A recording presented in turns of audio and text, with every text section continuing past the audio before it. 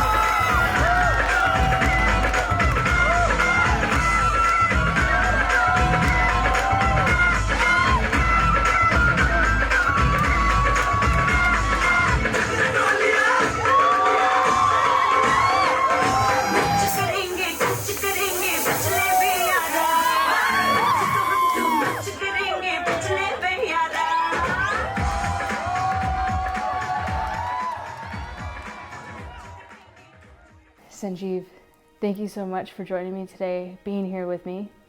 And I want to start by asking you, what is the one thing that you embody, that you embrace every day, that allows you to live your truth? Love, kindness, joy, divine connection. I think the truth of the universe is that it's a creation of love. And so I connect to that at every moment, and sitting in gratitude for that awareness. And even when I don't fully feel that love, gratitude is what gets me to that point. I'm grateful to be in a space where I recognize love, where I see love, where I see the trees growing, and I see the flowers blooming or the clouds rolling in. It's love. It all goes back to that. I want to make sure I express how absolutely grateful I am. This is I got my bag in my hand. This is an incredible, this is historical. What we are doing is a revolution. It's rooted in love, it's rooted in kindness, it's rooted in talent. And so just keep that in mind, but also understand that what we're gonna be doing up there is giving a lot of little boys and girls and our non-binary friends and our trans friends and all those people to say, wow, I can get up there one day. Or I can give that extra dunka on the dance floor at this wedding, at this party, or whatever we're doing. So it is important what we're doing, but we also have to have a good time. So the goal is not to win, because we've already won by being up there, by being fierce, and just have fun. It's gonna go by so fast. So it gets a little wild after these things, once the winner is crowned and stuff like that. So if I don't see you, hugs, but I will try to at some point. The whole time, just be kind, let's have a good time. Let's do this. Let's slay it. Yeah. Let's go, team! So pumped. Born and raised here in the Bay Area, real proud of that. But I was just a normal kid. For the most part, in my mind, the story I told myself, I was a normal kid. But the experiences I went through growing up were that of a variety of privileges. Being the firstborn son in an Indian family on both generations, both sides, allowed me some clout, allowed me some family privilege. Being the first generation of people born in this country, with my mom being from Fiji and my dad being from Punjab. That meant something too. It was an accomplishment in of itself, and an accomplishment of two cultures seemingly different, regionally, coming together and creating something. So I walked that path very proudly, but also in a way of trying to figure out who I was. One thing that's always been consistent has been that I've been expressive. I've always connected with a beat, with an idea, with an image, with sparkle. And so my whole life I've danced, I've performed, there's videos of me dancing before I could walk. I figured out how to walk by holding the couch and getting to the stereo system, and holding it and then turning it up and stuff, which is wild. Drawn to the music. Drawn to the music. Yeah.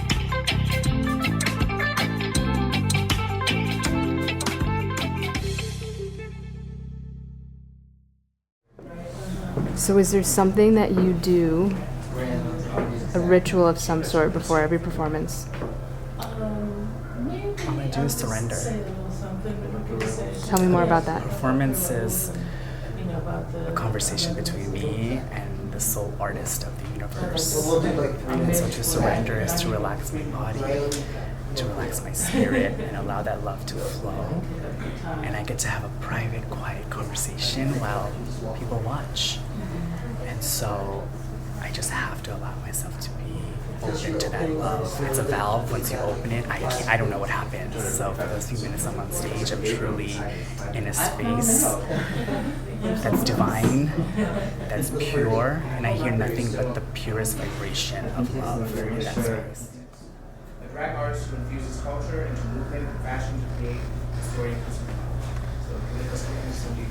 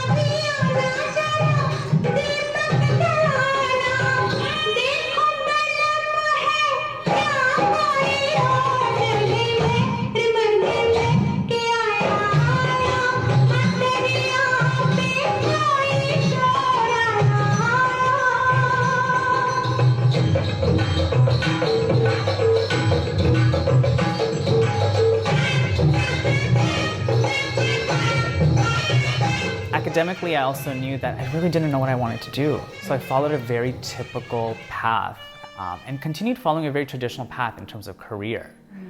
Worked in academia, in higher education, really kind of followed this trajectory that I knew very early on wasn't fulfilling me very much. But it was fulfilling these standards and ideas and expectations that I thought would appease me. Right. But again, going back to what was always constant was dance and performance and expression. And that in and of itself is kind of the clean path. But throughout that path, it's been marked with so much. I like to now think of it as paint for my palette. I got a lot of different colors throughout life. And that color came in the form of trauma, of abuse, of bullying, of ideation that wasn't healthy, of addiction, of recovery, of pain and suffering, and understanding what it meant and why was I so in line with the vibration of suffering. Why was I continuing to tell that story? Me right before I go on stage, and you'll see me get like super quiet and withdraw. I'm probably gonna start that very soon when I get there. But what's going through my body and mind is every negative thought, everything that's ever been said to me negative, every hit that's been on my body, on my soul, on my spirit, it's all saying you're not gonna do it right. It's gonna suck. Everybody's gonna boo. They're gonna call you a faggot. They're gonna say you're dumb. They're gonna tell your family. All of that is narrative in my mind, so loud. Yeah. And the minute that beat hits, it's the primal silence. Right. And I don't know what happens. To this day, I can't tell you what happens. I just know something magical does, and people respond.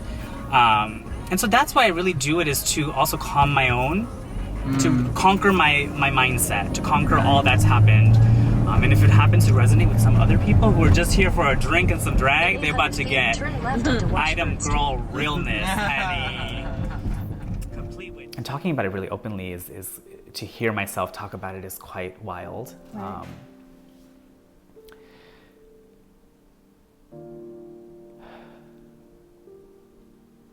Beyond being the child of an alcoholic, I think that's one line of identity, but I think being a survivor of sexual abuse,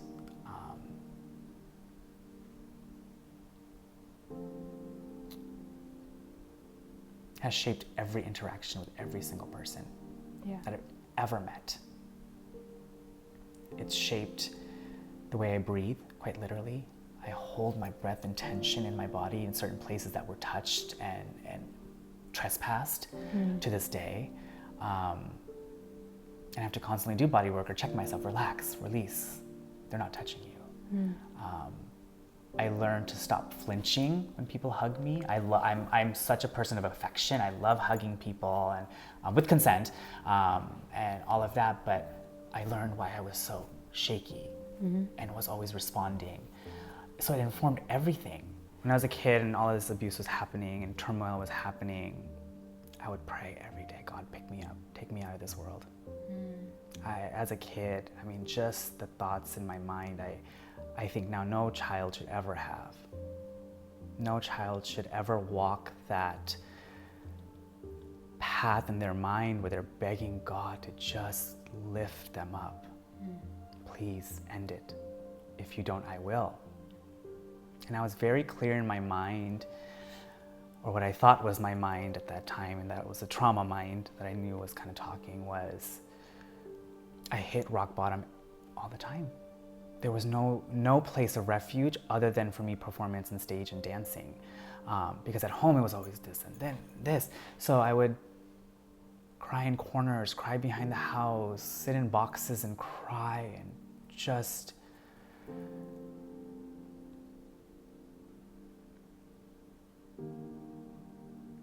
the end has always, the escape has always been there, the idea to escape and to end it.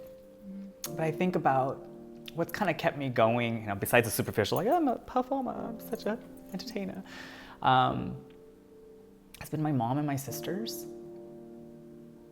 How are they going to feel at that funeral? Right. I'm okay with being broken.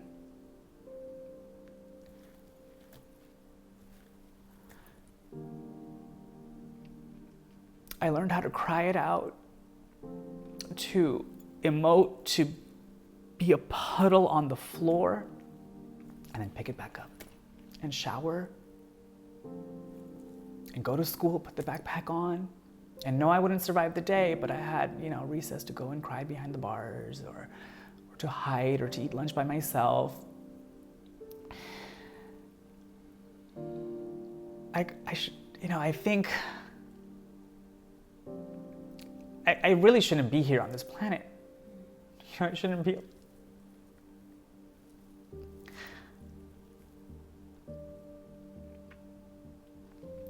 But something kept telling me keep going. Now I think for performing my entire life, I've learned how to really get focused on how I create my performances. And I learned that my body was dancing to the choreography of the abuse for so long. And I was so tired of doing that dance. I was so tired. So I had to, in therapy as well, God bless all the mental health supporters that have helped me throughout this space, is that I had to be open to be like, I want to get off of this stage. Are you guys using old school Bhangra songs today? No, today we're actually going to a little bit of a newer pop moment. This song just kind of spoke to me because it's just the beat. It's the beat, and you'll hear it, and you're just gonna be like, that's why he did it. Like, the beat caught him first. And the theme of the song, too, is very much telling you it's time for a new beat. It's time for the Desi beat. And so when I was at the GAPA pageant, the GAPA runway pageant in August, I did a Malkit Singh song, Desi beat. And he talks about, it's a Desi beat. That's what makes it so good. And so tonight I'm doing a similar song, but it's in Hindi, similarly talking about Desi beat. So if I have a platform like a pageant or a competition where I can show my culture and my talent, I'm letting them know that this is my beat that I'm dancing to. I'm not dancing to your beat. I'm not conforming. I'm not gonna do anything other than just be myself and be unapologetically ethnic. And so I'm very excited to do this song. I've been like saving it in my back pocket, and this is like the perfect opportunity to do it. And it, continues my like love of continuity in my work. I love doing songs in ways that mean something, and this does mean something because people are gonna watch tonight, and the culture are gonna be like, oh my gosh, there are brown men, there are brown people on stage doing a song all in Hindi, like that's wild, and they're dancing Bhangra. Like people are gonna see that. I care nothing about the winning. I don't even, that's not even in my mindset, in my body. My what's going through my experience right now is that people are gonna be able to see that and be like, damn, that's a banger, and they killed it, and they're so proud to be who they are. And they go get to the dancers. What a special moment. I get dancers in my performance. Like, I used to watch every award show to see who was performing. And I would love when Janet would like bring out dancers, or wouldn't even have just like everybody just kill it. And so it's so like iconic for me to be in Star Search and to have dancers behind me. Like, who am I? Like, that's wild.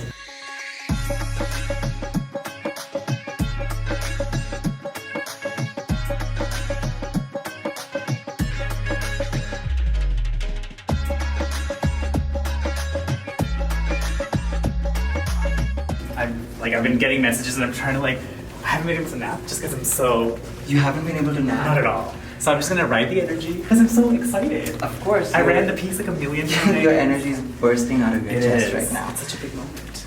It is. So this is the first time anything like this has ever happened. And I keep telling this to people as a pitch that listen, Yeah. this is the first time 4 brown boys are going to be on stage doing a queer Bollywood number. Unapologetically. Unapologetically wearing our outfits, true to our identity, and it's just Fierce and fabulous. to think about. Look at where we are. We're part of it. Yeah, we're part of living history.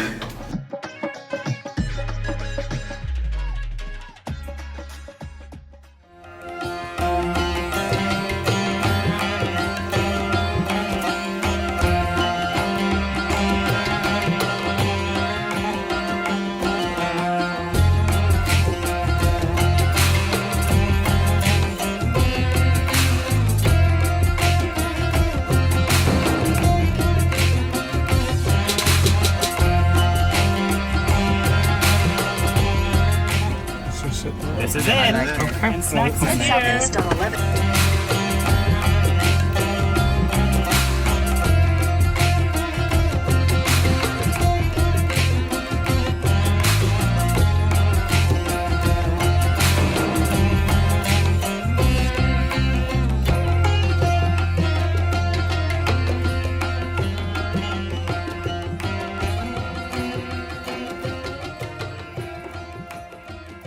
Okay, so this is the 23rd annual, am I right, 23rd annual? 22nd. Yeah, of course. 22nd annual Star Search competition, and I just want to say, I have spent weeks mentoring all the queens backstage. I have spent weeks booking this show, and I'm so excited.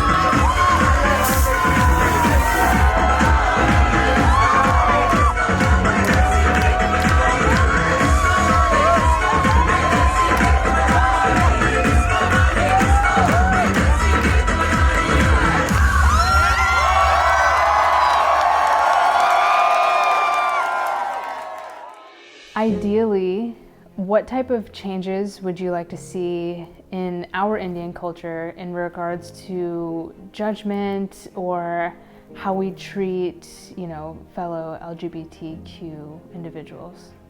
And their experience with attempting to just be them, and what could the community do to, help their experience? I think the first thing the community needs to do is figure out how to love ourselves. It starts within. Until you know what it feels like to fully live in gratitude for your humanity and for this vessel and for this breath, you can't really give that to other people. An effervescent spirit, we call it soul, we call it Atma, we call it God, we call it whatever. I don't care the name for it because there's just too much drag happening there, too much politics behind what we're calling it. I am just this unnamed effervescent spirit in this physical vessel. Wow. And I'm having this experience for the next few decades. That's it? Yeah. I'm only here for a small amount of time. Oh shit. Oh my gosh. And I want that awareness to turn on in every one of us. I want that as a culture to begin to be normalized, where we are selfish. I think a lot of what our culture has perpetuated is of things of service. Men need to be served by the women, so women grow up understanding how to be the perfect wife. Your big life goal is to be the bride, and your family saves all their money and all the dowry and do all that to throw this experience. So then your identity forms as that, but there's no space in there for you to become a fully fleshed person. Once we cultivate that within ourselves in the privacy of our own safe space, wherever it could be, then we'll start creating the revolution within our circles of I love myself and I love you.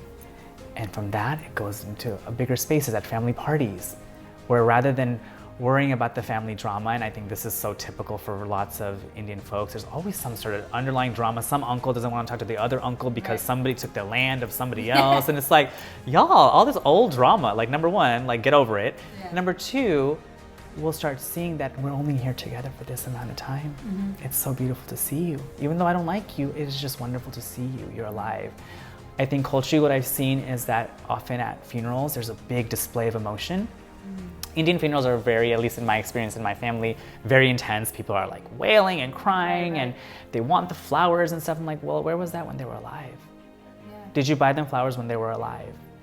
Why are y'all fighting over the suit to put on this dead body? Did you ever buy this person a suit when they were alive? And I think of that in every moment. I try to think of it not as a morbid thought, but every time I hug my mom, I know her smell. I know how her hair feels. I know how her cheek feels on my lips. That's visceral to me. All of my friends, I know what it feels like to hug them. So when we all part this world, it's gonna be damn, I had all those moments where I viscerally remember what it felt like. Yeah. And so I think that as a culture will start changing outward. Yeah. You'll start seeing that all of the drag that we do to be the astute family and want to be the perfect family, it's all fraudulent. And what would you say to the elder generation that let's say isn't as humanly or spiritually awakened enough to even understand what that would mean, but is so blinded by the materialistic, and their energy is put into what their house looks like, what their car looks like, and all of the material things. How do we get them to break down into a more human to human type of experience? I think for me, the key would be naming the humanity to the older generation. Y'all are about to die in a few years. Plain and simple.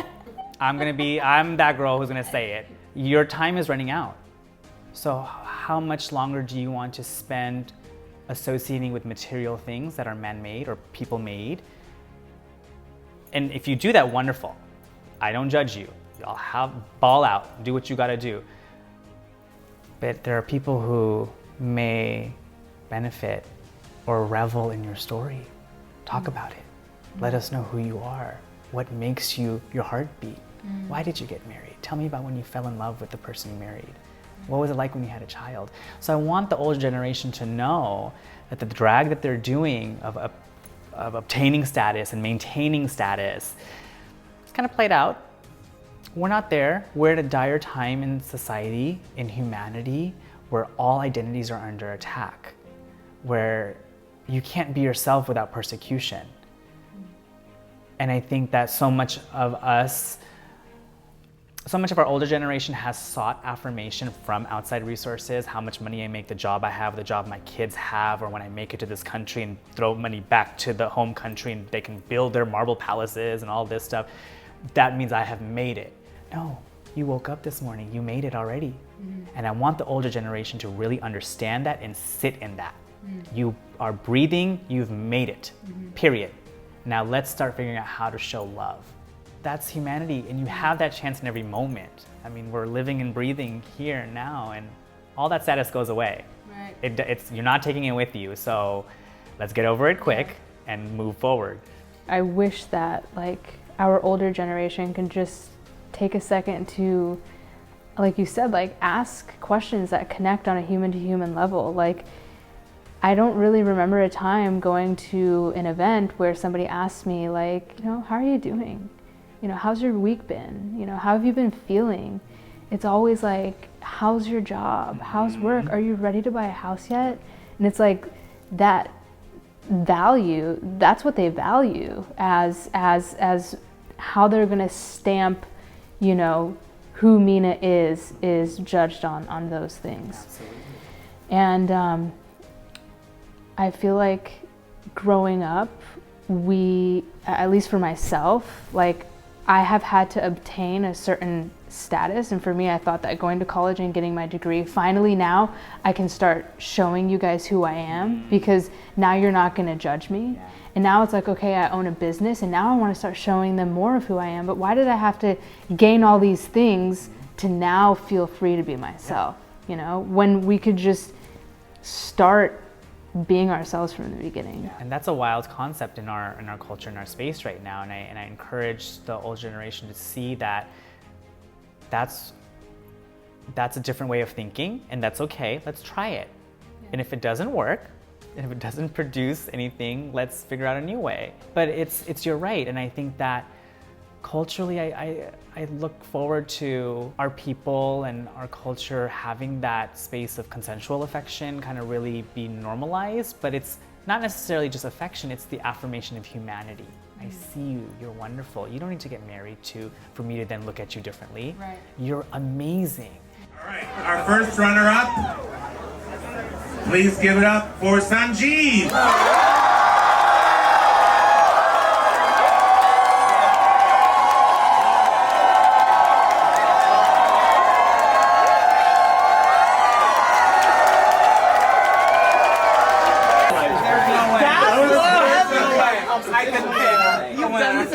You know what effect How do you feel? I think Every moment of the culture. All for the people. We're here. We're queer. We're beautiful. Hell yeah.